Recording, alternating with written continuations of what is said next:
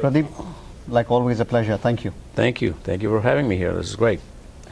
Last time we talked about UCSD, you as a chancellor there, $3.5 billion annual budget. $4 billion now. We've been growing. So, and then I think $1.5 billion, was it last year for research alone? About 1.1, yeah. Okay. When you look, let's take a step back because you've been a dean earlier with Carnegie Mellon. How do you look at disruptive innovation? We talk about innovation. One is organic innovation, which happens within organizations. But does disruption happen from within, you think, or it's better to look outside the box, as they say, and try to find what is happening outside, try to bring that in? It's always easier and more fashionable to think that all interesting things are happening outside, whether you're looking for the next superstar or the next technology. But I can tell you that if you have good people around you, a lot of good things happen around you, and you just have to be looking out for them. And disruption can happen from inside too. When you talk about people, then it's also enabling people, the leadership, and then empowering them. Right. That is where the leadership really comes into play. Right. So your take on what a leader should be able to do? So I see my job as exactly what you said: enable people, create the environment for them to succeed, and then empower them to make choices and make decisions depending on what part of life, or what stage of life they are in, and sit back and watch. And just enabling people or building an environment that's extremely enabling is a constant 24/7 job. It's not something that you create once and you walk away and you come back 9 months later and still there. It's like a constant job. There's always forces that are trying to disrupt it, and you want to build forces that are always trying to create it, recreate it. So building on that, forces of disruption, there's a lot of disruption happening in the education space. No, this is bad disruption, where they're disrupting the enabling environment. But there's also the good disruption that Right. is happening, which is online education. Right. We talked this, last year and the year before. They're still trying to find the nuts and bolts of how to make it a profitable venture. Right. Still struggling. I don't think there's a magic wand still Right. out there. Your take on how this is going to play out? So my take is that this whole notion of online education, MOOCs, technology-enhanced learning, is an extreme exaggeration. So let me just take you back, I don't know. So when the first parchment paper was invented, people thought that instead of delivering knowledge one by one, I could now write down my thoughts and I could scale how many people could get my ideas, right? It did not change much of how learning was done. Then when radio came around, people thought that instead of talking to one person at a time, I can talk to a million at a time. Did not change much. TV, the same thing. Internet, the same thing. And I think people have said there's a tsunami coming, and especially in Silicon Valley. I think there's significant more hype to this than reality. And I know I'm a contrarian on this, even though I'm a computer scientist and an IT person, but I'm a contrarian. Having said that, I do see a very strong role for technology-enhanced learning to complement what we do, but not to displace education the way we know it.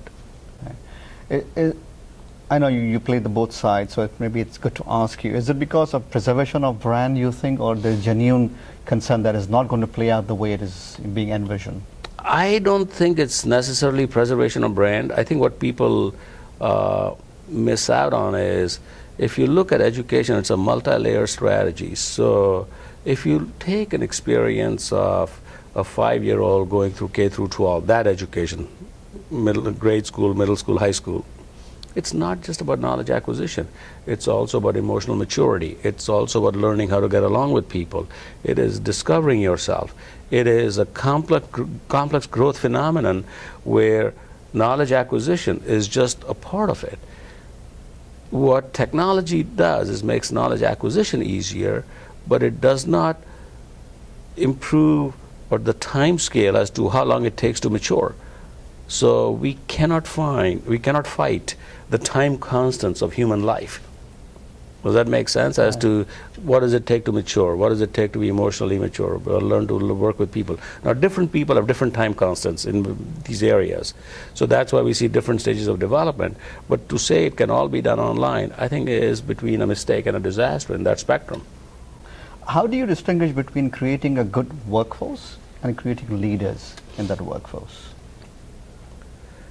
The system of going through education is the same. Right. So I don't know if the education system creates leaders, right? So I don't know, and I can just tell you from my own experience, like when I was in college or when I went to grad school, I don't think I ever tried to figure out what a leader is and that I wanted to be a leader. But over time, as I discovered more of what I liked and I started doing more of what I liked, people gave me opportunities to do other things, and I realized that I could be an administrator or leader simultaneously with a technical contributor, right? So to me, it was a discovery process. It was not something that at age 16, I said, I want to be a leader, like people say, I want to be a fireman or I want to be a doctor.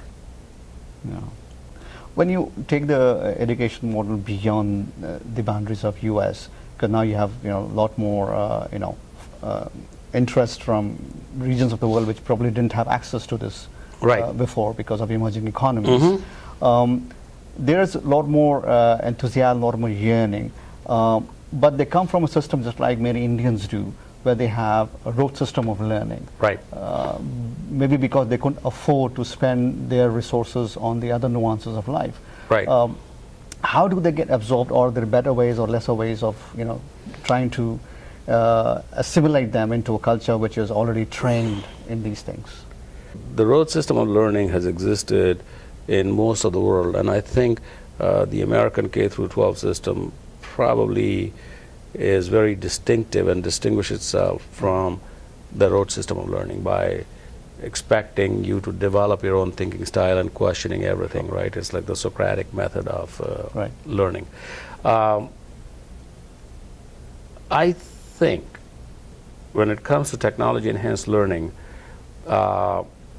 I don't know if it can replace the road system that easily. And I'm again telling you from my own experience. As I look at my own thinking and how I think about issues in technical problems or issues in life, I always have learned from people who have taught me.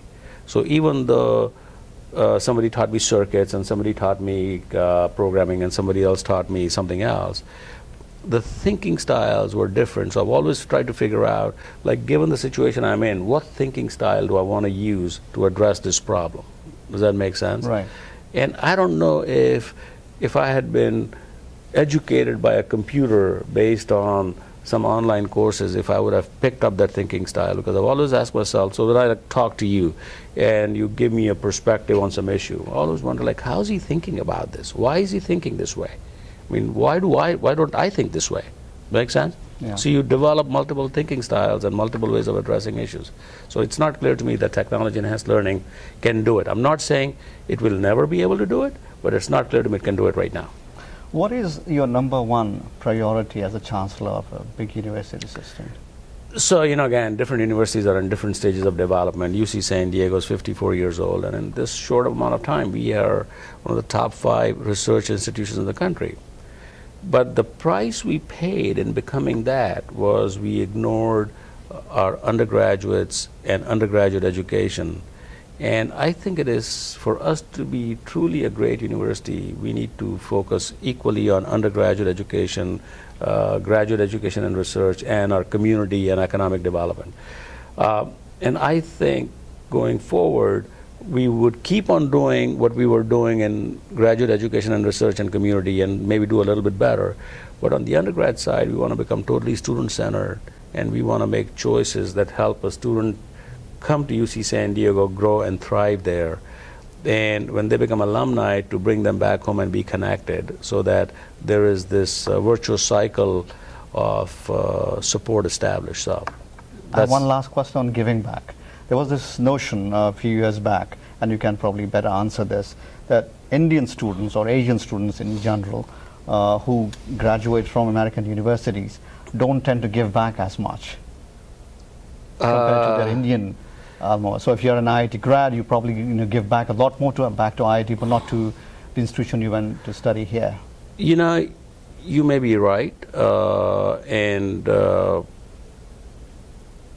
I don't know how to explain that, but I think you are probably right.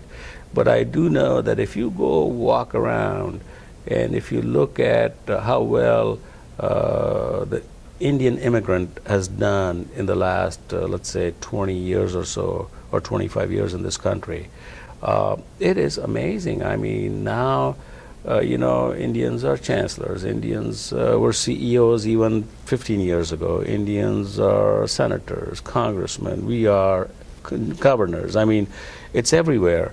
But then you look at philanthropy in the U.S. and you look at named scholarships, named endowed chairs, named buildings.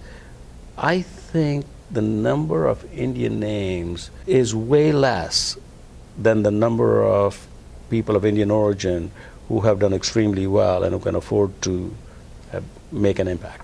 Yeah, you're right, but there are you can take example of the Deshpande Foundation or MIT. Or MIT's Deshpande Center is a great example. It's a great center. And I think, look, we came from India, so we owe something back to the country.